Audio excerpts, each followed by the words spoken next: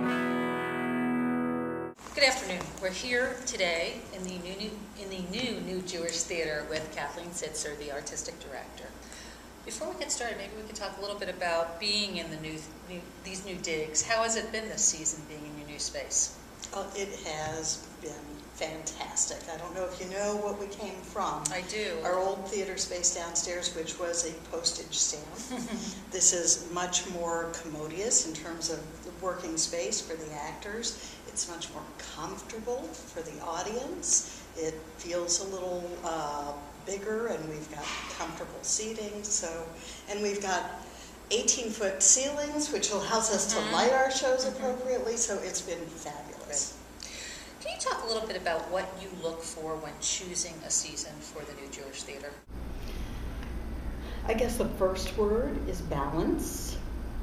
You can't have a season that is all dramas, all comedies, all musicals, unless your stages are the Muni. You need a mix, you need a good balance.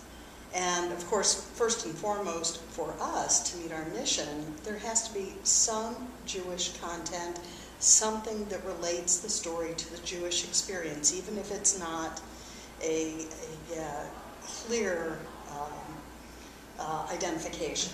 Something in it that our audience will say, oh yeah, that's me up there. Okay. Have there ever been any choices of plays that you've regretted, and if so, why? Or what you would have liked to, maybe thinking back on it, would have done something else? Interesting question. What comes to mind is a production we did at the Missouri History Museum a couple of years ago. We did a production of Romeo and Juliet, which clearly is not a Jewish play. Right, I remember that play. But we tried to make it a Jewish play, and I think conceptually it was a good idea. Instead of making it the traditional Italian families, we made it Arabs and Jews and set it in pre-partition Israel or Palestine. And conceptually, I think that works, but it did not work when it was materialized. And I would have made some very different choices if I were doing that again today. As you look back on, I believe this is 14 seasons, is that correct? Yes. Is there any seminal moment, something that stands out in the annals of the new Jewish Theater, something that really resonates for you as you look back on all the seasons? Oh boy, that's a really tough question because there are just so many. I mean, I can talk about certain shows that, well, here's one that I think was a seminal moment in one sense. We did a play early on, like in our 4th, 5th, 6th season, called The Disputation, which was a dry historical piece dealing with the Inquisition and the dispute between Nachmanides and King James in the Spanish hierarchy. And I thought, oh golly, our audiences are just going to walk out in droves. People are still talking about that production.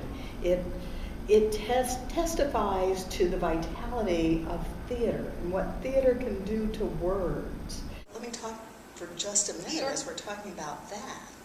About our upcoming production, which we're sitting in front of a partially constructed set, Awake and Sing by Clifford Odets. In reading that script, it was written in 1935. The language is very different. It's very difficult to read.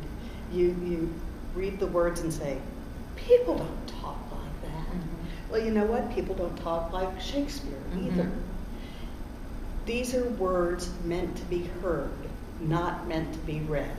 And we've started rehearsals, and the words just fly off the page. It is such a wonderful piece, and this is an American masterpiece.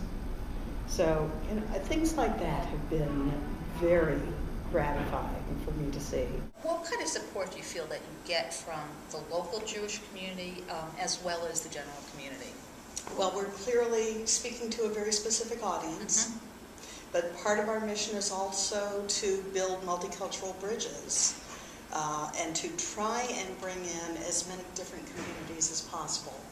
I have to confess that we have not been as successful at that as I would like for us to be, but I am definitely getting a great deal of support from the Jewish community. Thank you, Kathleen.